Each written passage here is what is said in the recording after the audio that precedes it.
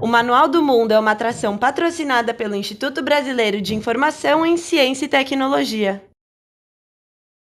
Então tá bom. Então vamos chamar aqui para o palco então a Bianca e também o pessoal do Manual do Mundo. Por gentileza, aplausos. Olá, olá, olá. Boa tarde, gente. Vamos conversar um monte aqui, vamos aproveitar. O pessoal do Manual do Mundo caiu. Vamos aproveitar. O pessoal, pode deixar do chão, ela fica bem aí no chão. Vamos aproveitar. Olá, gente. Tudo bom, legal? Bianca? Bem, Bianca. Olha, gente, uma alegria, um monte, a gente ter a possibilidade de conversar com eles aqui. Eu trabalho num instituto que se chama Instituto Brasileiro de Informação em Ciência e Tecnologia. É um instituto do governo que trata com informação científica. A gente organiza a informação científica, a gente coloca a informação científica à disposição de todo mundo, para que todo mundo possa ficar sabendo como é que os pesquisadores fazem as suas pesquisas e, basicamente, os resultados das pesquisas que eles fazem. Então, basicamente, é isso que a gente trabalha. E eu queria aproveitar a presença deles aqui para a gente conversar a respeito dessa questão de como é que faz uma pesquisa, como é que eles fazem as experiências que eles fazem. Então, eu meio que preparei umas perguntas que é do tipo assim, tudo aquilo que a gente gostaria de perguntar ao pessoal do Manual do Mundo e nunca teve a oportunidade de fazer. Então, vamos aproveitar esse espaço aqui para tirar tudo que a gente pode de informação a respeito do trabalho que eles fazem, que é um trabalho super legal. Eu vou sentar porque também ninguém é de ferro, tá? Olá, gente. Boa tarde. Tudo bem? Tudo bom, Bianca? Tudo Boa legal. tarde, pessoal. Obrigada por Boa vocês tarde. estarem aqui, mesmo com esse caos, né? Faltando combustível na cidade. Obrigada. O esforço que vocês fizeram para estar aqui é muito bacana, para poder assistir e conversar um pouquinho com a gente e também tirar aquelas dúvidas que a gente sempre teve em relação a eles. Fala, Iberê, você tem alguma coisa para dizer? Não, eu queria só agradecer, eu estou bem feliz de poder conversar sobre isso, porque é uma coisa que a gente fala pouco no Manual do Mundo. Então, muito legal conversar um pouco sobre o que a gente faz desse lado científico. Uhum. Não, é muito bacana, porque é uma oportunidade de eu dizer para vocês o seguinte, a gente é um instituto do governo federal, aí todo mundo quando pensa assim, pô, instituto de governo é uma coisa meio chata. Não, mas esse instituto é um instituto bem bacana, porque ele trabalha exatamente com a informação científica. O conhecimento, a gente só consegue adquirir o conhecimento com base nas informações. Ou seja, todo novo conhecimento é baseado na informação de um conhecimento que foi desenvolvido antes. Então, nessa pegada mais ou menos, a primeira coisa que eu queria, que eu tenho curiosidade de saber de vocês é, como é que vocês escolhem os temas que vocês vão tratar nas apresentações de vocês? O nosso critério é, para escolher as experiências, a gente tem uma série de categorias no Manual do Mundo e a gente tenta ser o mais diverso possível, ter mais coisa diferente possível. Então, se a gente fez uma experiência de hidráulica agora, a gente fala, dá mais ou menos um ano para fazer a próxima, que a gente já está com vontade de fazer, e começa a espaçar assim. E também espaça um pouco para as explicações não ficarem repetidas, né? Para quem acompanha a gente não ficar enjoado de ficar vendo a mesma coisa toda hora. Mas são coisas que a gente gostaria de ver, muitas coisas que a gente gostaria de aprender, porque primeiro a gente aprende e depois ensina. Então é gosto pessoal, né? Dentro das categorias é gosto pessoal. Ah, não, isso é muito legal. Me diz uma coisa, vocês só trabalham com experiências que outras pessoas já fizeram ou vocês criam experiências também? A gente faz de tudo. Na maioria das vezes, a maioria dos vídeos, sei lá, 90% dos vídeos é alguma coisa que muitas pessoas já fizeram e a gente tenta fazer de um jeito com a nossa cara. Seja pegando materiais mais fáceis de encontrar, tentando simplificar um pouco, ou às vezes fazendo o contrário, a gente agiganta um negócio para ser uma coisa muito maior do que ou tenta fazer uma explicação de um jeito melhor do que se tem feito. Né? Então, cada experiência a gente tenta dar um toque nosso. E às vezes a gente inventa alguma coisa misturando um monte de coisa lá. Sei lá, a gente fez um barco que era movido a uma bicicleta. Tem alguns na internet que a gente viu, mas a gente pegou a pá desse com o remo daquele e fez um Frankenstein lá que acabou sendo uma coisa bem nossa. E às vezes a gente faz alguns testes mesmo que são bem cara de experiência científica que a gente não achou que ninguém tivesse feito. E me diz uma coisa que eu tenho uma super curiosidade, principalmente eu acho que uma das coisas que as pessoas têm muito falado hoje em dia é a respeito das notícias falsas, né? Das informações falsas, das fake news, né? Como estão sendo chamadas hoje em dia. Onde é que vocês pegam as informações das experiências de vocês? E como é que vocês ficam seguros de colocar aquela informação que de repente pode ser falsa, né? Hoje em dia a gente encontra de tudo na internet. Então, como é que vocês trabalham essa questão de saber se a informação é falsa ou não é falsa para utilizar no canal de vocês? Quando a gente não sabe absolutamente nada sobre um assunto, o primeiro pontapé é Google, né? A gente joga no Google e o Wikipedia, por exemplo, dá um mapinha ali, um panorama de qual é a resposta, né, para a pergunta que a gente está fazendo. Eu costumo dizer, só para falar, a Wikipedia é como se alguém te parasse na rua e te desse uma informação, assim. Você pergunta, não, mas espera aí, qual que é a fórmula da água? Aí você pergunta para qualquer um, assim, a pessoa fala H2O. Aí você fala, já tenho por onde começar, mas não é nada confiável, né? A gente não pode simplesmente reproduzir aquilo no vídeo. Mas a partir disso é que a gente aí vai procurar em artigos científicos, em livros, porque para procurar completamente no escuro fica muito difícil, né? Porque você não sabe por onde começar. Aham. E muitas vezes a gente descobre que a informação estava errada. Não, isso E uma coisa que é legal puxar a orelha do pessoal mais novo é que muito da informação está em inglês, né? Então a gente tem que pesquisar muito em inglês. E as universidades, aí você tem universidades do mundo inteiro que nem sempre falam inglês, mas você acha uma universidade da Alemanha, uma informação que está em inglês e que vai servir para o seu vídeo. Então é fundamental aprender inglês para você conseguir se comunicar na internet. não tem jeito, porque existe uma história no mundo da ciência, que isso é uma realidade, que é a língua da ciência, o idioma da ciência é a língua inglesa. Então, sabe aquelas aulas de inglês, sabe aquele curso de inglês que vocês de vez em quando vão com uma certa preguiça? Cara, não tem jeito, vocês têm que aprender inglês, é a língua da ciência, se vocês curtem ciência, é por aí mesmo. E também eu acho que vocês falaram uma coisa que é super legal, que é um trabalho que a gente faz lá no IBICT, que é recolher as informações que são informações confiáveis. Esse é um dos principais trabalhos do Instituto Brasileiro de Informação em Ciência e Tecnologia.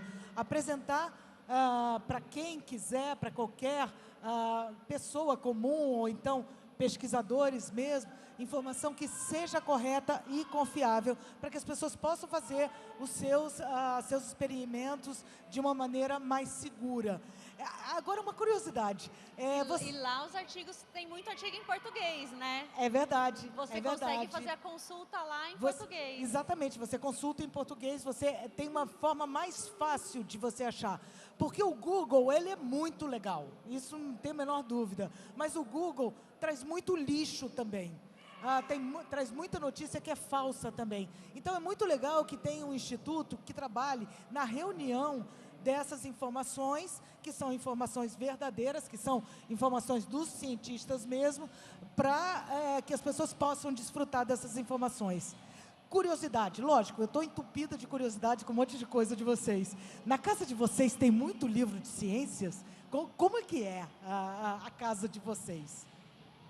Tem muito livro de ciência e vários outros, mas está diminuindo, né? A gente acaba procurando... Antigamente você só encontrava no livro a informação. E hoje em dia a gente consegue achar muita coisa na internet. Então os livros que a gente tem, a maioria deles são de livros de experiências, de professores que escreveram ensinando jeitos de ensinar física, jeitos de ensinar química. Mas na hora que a gente precisa de uma informação muito específica, a gente tem que ir no artigo científico, aí não tem jeito. Não, e por exemplo, antes a gente comprava a coleção de enciclopédia, né? Os mais velhos aqui sabem, que a gente comprava a enciclopédia, a prestação. Hoje a gente assina a britânica, hoje a gente tem um portal em que a gente consegue consultar os artigos online. Então a gente tem uma biblioteca no Manual do Mundo também, que a gente usa para consultar. Às vezes aparece no fundo do vídeo, ali naquela sala cheia de tijolo, uma bibliotequinha no fundo lá. Mas a maioria dos artigos hoje que a gente consulta são online. Me diz uma coisa, vocês postam também, vocês publicam também experiências que não dão certo? Ou vocês, lógico, né, vocês tentam batalhar pelas que dão certo, né, mas algumas às vezes dão errado, né? Na verdade, assim, toda que deu certo, ela já deu errado várias vezes antes. Então, a gente evita de publicar a que deu errado, porque a gente sabe que uma hora ela vai dar certo, e na hora que ela vai dar certo, a gente publica. Ou a gente viu que nunca vai dar certo, então a gente desiste. Mas o que a gente tem feito de uns 3 anos pra cá é mostrar o erro acontecendo. Então, quem assiste vê dando errado várias vezes, a gente quebrando a cabeça. E aí, primeiro para ficar evidente que dá errado. Porque muita gente chega pra gente, eu tentei fazer aquilo e não consegui. E muita gente encontrava com a gente nos eventos e falava, nossa, eu desisti de fazer aquilo porque estava muito difícil. Porque ela via a gente ensinando no vídeo e dando certo, supostamente dando certo de primeira, e desistia. Enquanto na verdade não, na verdade a gente testou por muito tempo, né, até dar certo. E acho que os vídeos ficaram bem mais legais mostrando os erros desse jeito, porque quem está assistindo se identifica, né? Vê que a gente erra bastante, que é difícil chegar naquele resultado. E aí a pessoa já começa a ter uma noção de onde vai dar errado.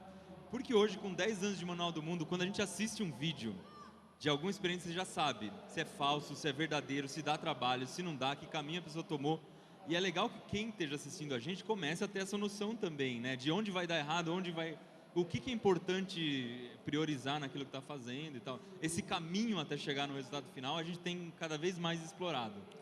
Não, e também porque é muito legal que todo mundo fique sabendo, né, que uma experiência dar errado significa que ela deu certo, porque dar errado é também uma forma de você fazer a ciência, né? Até você chegar ao resultado, é isso que vocês falaram. Tem um monte de coisa que deu errado até que vocês conseguiram fazer com que a coisa desse certo. E o dar certo também é relativo, né? Porque mesmo numa experiência científica, pensando aí em DNA, em pesquisas mais sérias, quando dá certo, aquilo é um pontapé para outra pesquisa, para avançar, né? Para ir mais fundo o resultado. É muito importante, inclusive, que as pesquisas deem errado, porque assim você mostra, aquilo feito desta forma, eu achava que dava um resultado X, mas no final das contas, aquilo feito daquela forma, dá um resultado Y. Ou seja, é uma surpresa, no final das contas, é uma tremenda surpresa. Mas o que eu acho que é muito legal, que o canal de vocês incentiva e coloca na cabeça das pessoas ter curiosidade. Vamos ter curiosidade de saber como é que as coisas funcionam, né? Eu acho que isso é uma coisa super legal. E me diz uma coisa, vocês conhecem cientistas e principalmente cientistas malucos? Todo cientista é um cientista maluco? Não, a gente até no Manual do Mundo a gente evita se vestir de cientista maluco, porque a gente acha que isso serviu na nossa geração, mas hoje a imagem do cientista não é... É legal a gente mostrar que um cientista é uma pessoa comum, que ela tá lá como todo mundo e tal. O cientista é uma pessoa extremamente curiosa, né? No fundo é isso. É uma pessoa extremamente curiosa, mas a gente conhece e convive com cientistas. No nosso prédio mesmo mora o Átila, do Nerdologia, e a Paloma, a esposa dele, que são cientistas, são da academia, são doutores. E a gente tem muito contato com o pessoal do Science Vlogs Brasil, que é um grupo de cientistas que tem canais no YouTube, a gente conversa com eles no WhatsApp o dia inteiro, então tem muito contato. E aí todas as dúvidas que a gente corre atrás deles também, né? Quando chega uma coisa mais cabeluda, fala, peraí, tô em dúvida, vamos lá.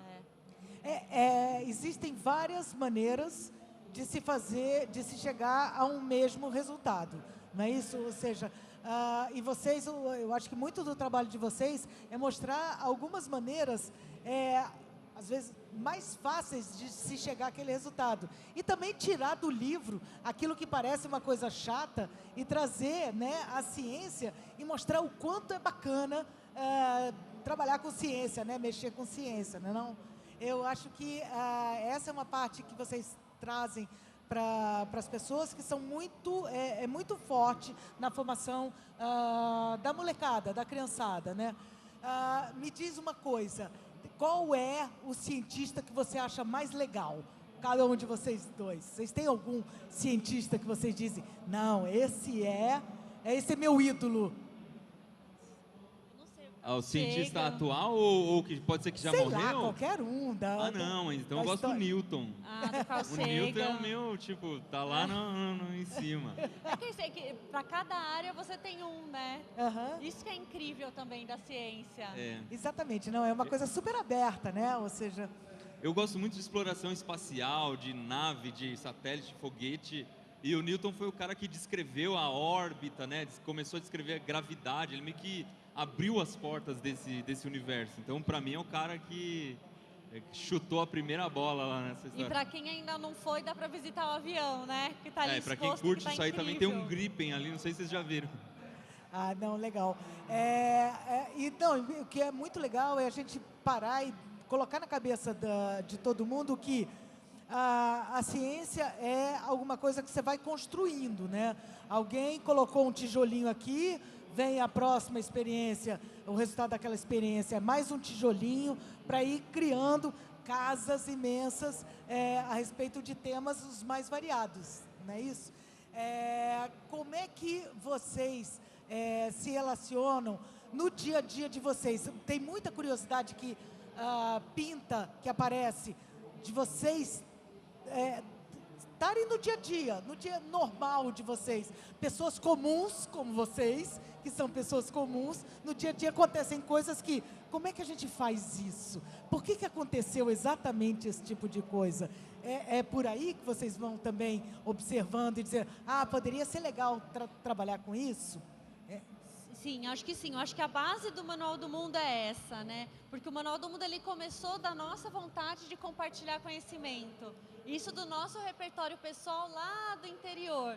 E aí, com o tempo, o nosso repertório acabou, né? Óbvio. Uhum. E a gente começou a construir o Manual do Mundo com sugestões da comunidade, todo mundo que acompanhava a gente e dos livros que a gente ia buscando.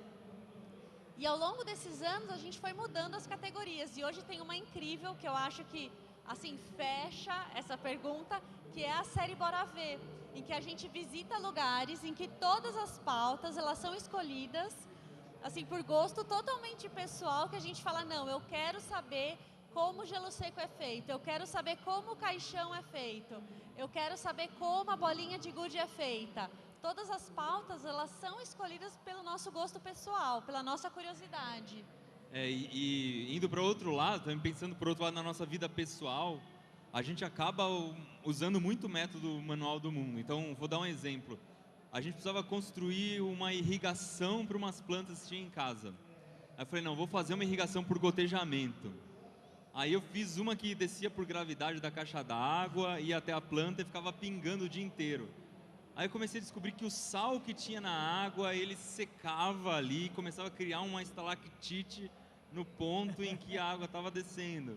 Aí teve que trocar, a gente fez uma já que estava ligada na água da rua. Mas aí precisa colocar um temporizador. Aí você coloca o temporizador, molha a planta, mas você não sabe se está molhando de mais ou molhando de menos. Aí umas plantas começam a ir bem, outras plantas começam a ir mal. Aí você tem que regular a água diferente para cada planta, né? Você descobre que a água demais está levando embora o adubo que você colocou. Então, é bem um caminho científico, né? Cuidar de planta é uma coisa que você tem que... E a curiosidade, a curiosidade e a criatividade é uma coisa que a gente tem que tentar não perder. Porque a tendência, principalmente dos adultos que têm contato com criança pequena, é de rechaçar, ou de inibir, brigar. Quando a criança pergunta, por que o céu é azul? Por que isso? Por que aquilo? O adulto fica bravo, está sem paciência, está cansado. E aquilo aos poucos vai criando um outro adulto que não tem curiosidade, que tem vergonha de perguntar, que fica inibido. E isso é muito ruim para o futuro dele, independente do que ele vai fazer. Independente se ele vai ser cientista, se vai ser dona de casa... É muito ruim para a vida da pessoa ela não ser curiosa nem criativa. E é uma coisa tão simples, né? Porque a gente já nasce curioso, a gente nasce criativo, a gente nasce para dar soluções para as coisas e a gente perde isso com o tempo. E aí quando o Iberê fala de um sistema de irrigação, parece que é uma coisa de outro mundo. Você escuta se falar, nossa, mas isso eu nunca vou conseguir fazer. E não, às vezes é só você transpor isso para uma solução da sua casa, da cozinha, que está com algum problema ali de gotejamento, ou de onde guardar os talheres. curiosidade e criatividade é uma coisa simples que pode estar no nosso dia a dia. A gente só precisa tomar cuidado para não cortar. Tem que ficar cada vez mais estimulando essa criatividade e olhando o mundo com curiosidade. Por que aquilo acontece daquela maneira? Eu acho que isso é uma das coisas mais bacanas que a gente pode ter no desenvolvimento. E realmente, incentivar as crianças a serem sempre curiosas. Seja para a área da ciência, seja para a área da literatura. Você tem que deixar a cabeça voar para entender o mundo.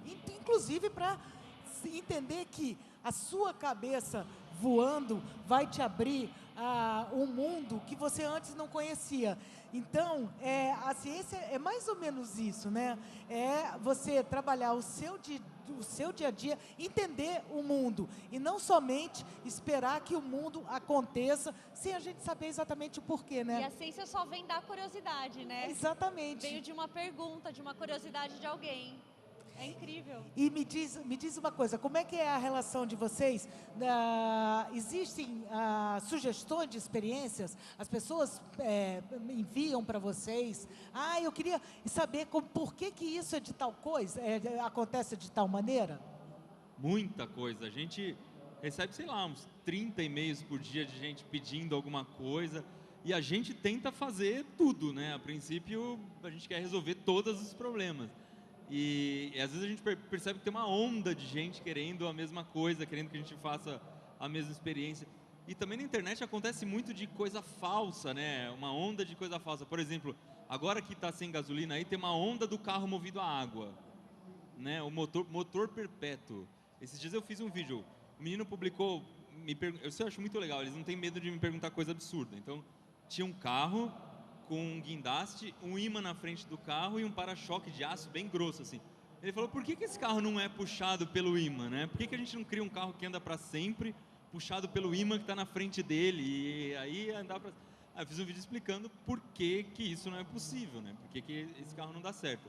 Mas o que chega de informação de carro que voa para sempre, motor que gera energia para sempre, então é muito grande. Então a gente tem um trabalho no Manual do Mundo de ensinar as pessoas por que isso não funciona. São coisas que elas partem de um princípio que parece científico, mas só até certo ponto, né? Você chega num lugar ali que você percebe, epa, deu errado. Não, é menos óbvio do que a Terra ser redonda, né? Não, imagino. Eu imagino que desperta a curiosidade deles, desperta a curiosidade de vocês também, né? Devem ter aqueles experimentos que você diz, uau, que legal, esse eu quero fazer, esse eu quero muito fazer, porque também tem, né, a curiosidade pessoal de vocês, né? E diz uma coisa, vocês têm filhos? Temos. E aí, como é que está sendo essa história de mostrar o mundo da ciência para filho, sei lá, de vocês? A gente tem uma filhinha de 3 anos, vai fazer 3 anos mês que vem ainda. Então ela não está muito ainda ligada em ler livro, se bem que a gente lê pra caramba com ela, né? Mas aí a gente tem que ler para ela. Mas a gente tenta explorar as coisas mais simples de todas, explicar para ela que de uma semente nasce uma árvore. Ou agora, hoje de manhã, eu fiquei pintando coisas com pétala de flor com ela, que ela entendeu que sai uma cor da flor. Essa coisa da criatividade, da curiosidade, a gente tenta manter muito com ela. Então, se ela chega aqui nesse chão e fala, nossa, tem uma pipoca ali no chão. Aí a gente já fala, olha, a pipoca veio do milho. A gente vai dando dicas de pequenas coisas que a gente sabe, né? Que não é muito. Pensando nesse mundo, a gente sabe pouquinha coisa. Do pouquinho que a gente sabe, a gente vai falando para ela. E aí ela vai aprendendo. É incrível que ela aprende um monte de coisa. Só que aí quando ela chega na escola e forem contar para ela que a pipoca veio do milho, ela já vai estar um passo à frente e aí ela vai aprender mais. Ela já vai aprender, sei lá, a receita do milho, ela já vai saber que milho tem outras cores. Enquanto outras pessoas que não tiveram, né, essa dica de pequenininha, vão estar lá atrás ainda, vão descobrir que a pipoca veio do milho. Então a gente se esforça muito para ir dando essas pílulas de conhecimento para ela. E ela vai absorvendo, porque quanto menor a pessoa, né, quanto mais criança, parece que é uma esponja, assim. Absorve tudo e com muita facilidade. Está sendo uma experiência incrível. E uma coisa que eu acho legal pensar é que quando você sabe sobre alguma coisa, o mundo é diferente. Então, esses dias eu fui andar de bicicleta com ela, aí a gente encontrou um coqueiro que estava dando coquinho. A gente foi lá, colheu uns coquinhos, eu dei para ela experimentar, não gostou muito do coquinho, achou meio melequento, e aí ficou com os coquinhos na mão, levou para a Mari, na hora que chegou em casa foi dar os coquinhos para ela. E aí, a partir de agora, sempre que ela vê um coqueiro, ela fica procurando cadê os cocos, onde está o coquinho, o que está dando. Então, quer dizer, o coqueiro, a partir de então, tem um significado completamente diferente. Então, conforme você começa a aprender as coisas, você começa a ficar curioso. Eu sei lá, eu olhei esse ar-condicionado gigante aqui, por exemplo, já pensei, cadê a saída de ar quente dessa birosca, né? Tipo, porque eu sou muito curioso de saber como funciona essa troca de calor e tal. Então, acho que o Manual do Mundo se presta muito a isso. Você começa a enxergar o mundo de outro jeito. Você sabe de onde as coisas vieram. Então, a gente já foi numa fábrica de gelo seco. Quando você olha o gelo seco, fala, ele foi para fabricar desse jeito, tá aqui a marca, não sei o quê. O conhecimento muda a sua relação com o mundo, né? Em todos os sentidos. Você se apropria do mundo, das pessoas, da sua vida em comunidade muda. Isso é incrível, isso é bárbaro. Não, e me diz uma coisa, como é que é a relação, por exemplo, tudo bem, os jovens, né, as crianças, né, os adolescentes e tal, gostam um monte de vocês. E os pais? Vocês também são contactados pelos pais, assim, que têm algum interesse que sejam desenvolvidos? Porque ninguém sabe de tudo no mundo. Logo, existem muitas experiências que os pais gostariam que fossem mostradas aos filhos, já que eles não conseguem fazer aquilo. Acontece isso, essa relação dos pais com vocês, um contato dos pais direto com vocês? O nosso conteúdo, ele não é exatamente infantil, né? Ele é para a família inteira. Então, a gente sempre mira, quando a gente faz um vídeo, a gente pensa que ele está sendo feito para um jovem adulto, que é a pessoa que ela ainda tem um pouco de criança e tem uma parte adulta também. Então, aí a criança, quando assiste, gosta, e o adulto, quando assiste, gosta. Então, a gente recebe muito e-mail, muita coisa de gente que não tem filhos, que tem 40 anos e assiste Manual do Mundo normal, porque é um conteúdo que serve para todo mundo. Uma coisa muito legal que acontece é pais ou filhos contando que agora eles convivem mais porque assistem o Manual do Mundo, que assistem juntos e depois vão fazer juntos as coisas. Então, casal de namorados, vô e neto, todas essas pessoas criam um elo ali por causa de uma coisa que elas vão fazer juntas do Manual do Mundo. E isso é muito legal. E os pais, às vezes, escrevem querendo tirar dúvida, porque querem saber como achar um material das galáxias lá que a gente colocou. Mas reclamação é muito raro acontecer. Show uma vez por ano. Uma vez chegou uma reclamação muito engraçada, que uma mãe estava muito brava, que tinha dado um videogame de R$3.000 para o filho, e a primeira coisa que o filho fez foi desmontar o videogame para tirar o super imã que ficava dentro do leitor de DVD. Ela ainda estava apagando o videogame. Ela estava apagando o videogame, a prestação, e desmontou. Aí eu fiquei pensando, poxa vida, essa mãe não deve ter muito convívio com o filho, porque se ela conhecesse o filho, ela teria gasto uns R$2 ou R$3, em vez de gastar 3.000, e teria dado um par de ímãs para ele, não um videogame, porque o que ele está querendo é um ímã, não um videogame. Então, às vezes a gente é meio incompreendido, mas faz parte. Não, basicamente, o que vocês são especialistas é promover a curiosidade. Sim. De todo mundo, entender o porquê das coisas, por que as coisas são feitas daquele jeito, né? Vocês registram, além do canal, do YouTube, vocês registram as experiências de vocês em algum outro lugar? Não, a gente tem um controle interno das experiências que são... A gente tem bastante gente trabalhando com a gente, então quando não sou eu que testo, quando não é a Mari, as pessoas que estão fazendo isso para a gente tiram fotos para mostrar como que está indo, registram lá, colocam referências, mas a gente sempre trabalha para que quem assista o vídeo consiga fazer só com o material que está no vídeo. Porque o YouTube tem uma característica de você assistir em várias plataformas diferentes. Então, quando você assiste na televisão, por exemplo, você não tem acesso à descrição do vídeo, você não tem acesso a nenhum material escrito. O vídeo tem que bastar. Então, o que a gente presta atenção é que o vídeo consiga explicar de cabo a rabo o que foi feito.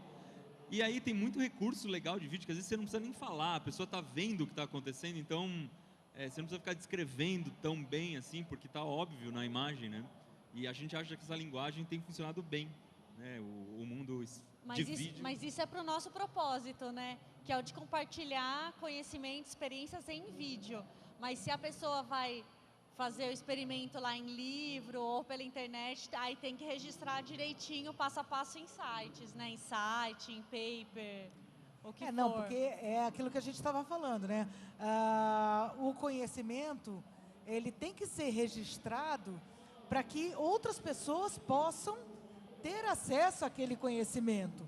Se você fez a experiência, você registrou aquela experiência, outra pessoa pôde saber daquilo. Inclusive, essa é a minha próxima pergunta. Vocês tiveram algum experimento que saiu da cabeça de vocês e que depois vocês tiveram notícia que alguém pegou aquela experiência de vocês e ainda em cima daquela experiência de vocês fizeram outra experiência? Vocês têm notícias de alguma coisa que tenha acontecido assim? A gente sabe que as coisas que a gente faz no Manual do Mundo, elas são replicadas em outros canais, em feira de ciências, na faculdade, mas não que a gente tenha inventado, né? Que a gente, alguma coisa, até porque a gente não inventa muita coisa, né? O que a gente faz é usar o nosso conhecimento e fazer um Frankenstein, como o Iberê falou.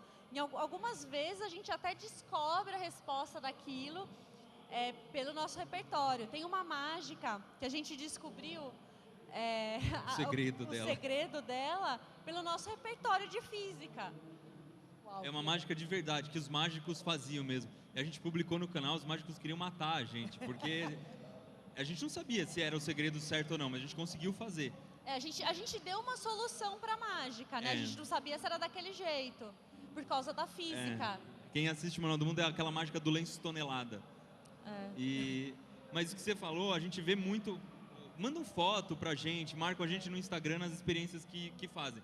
E a gente vê muita coisa que ficou muito mais elaborada do que a gente colocou no vídeo. Eles melhoram, então, e o pessoal do Instituto Federal está aqui. Olha lá, eles pra ali são exemplo. Que o pessoal melhora, né? Às vezes tem uma base ali no Manual do Mundo, e aí quando chega na sala de aula, eles aperfeiçoam, porque tem os professores, tem os mestres lá que sabem muito mais do que a gente e conseguem orientar os alunos para eles se divertirem, aprenderem muito mais. Não, legal, legal demais. Gente, eu estou bem feliz com a curiosidade que eu tive. Eu não sei se vocês têm mais alguma curiosidade, mas está com vocês. Ou seja, o que eu queria deixar claro, inclusive com a ajuda de vocês, é que existem instituições que trabalham para que as pessoas tenham acesso a esse conhecimento científico, para que essa ciência possa avançar cada vez mais rápido, porque a ciência é de todo mundo, não é brasileiro, não é Brasil, a ciência é para a humanidade. Vocês gostariam de falar alguma coisa a respeito disso, da importância do registro da informação para a geração de novos conhecimentos, ou qualquer coisa que vocês queiram deixar aqui para a moçadinha que está assistindo a gente? Uma coisa que eu acho bacana falar é que é uma coisa que a gente aprendeu muito velha, onde tá o que os cientistas fazem, né? Porque você vai procurar, eu quero uma informação, mas eu quero a melhor informação de todas, né? Não está na Wikipedia, porque a Wikipedia é mais ou menos. Aí você acha ela na Britânica, que é uma enciclopédia bem mais confiável. Mas na Britânica ainda é um jornalista que escreveu, não é um cientista, né? Aí você vai para um livro. Mas o livro ainda é uma coisa que passou por uma editora, que ele tem que ter algum conteúdo mais chamativo. Onde está a fonte de verdade, né? A informação científica do cientista mesmo. E acho que é aí que é legal o trabalho que você faz, né? Que é isso. Onde o cientista registra o que ele faz. E são os artigos científicos, né? São as teses de mestrado, de doutorado e os artigos científicos. Que, para quem não sabe, tem uma série de revistas brasileiras, internacionais, onde os cientistas podem publicar o que eles fazem. Então, isso tem muita coisa aberta, né? Se vocês entrarem em Google Acadêmico, é um caminho bem bacana, né? De achar. É um caminho bem legal, A gente tem também, dentro do Instituto Brasileiro de Informação em Ciência e Tecnologia, a gente cria grandes bases de dados onde a gente reúne essa informação.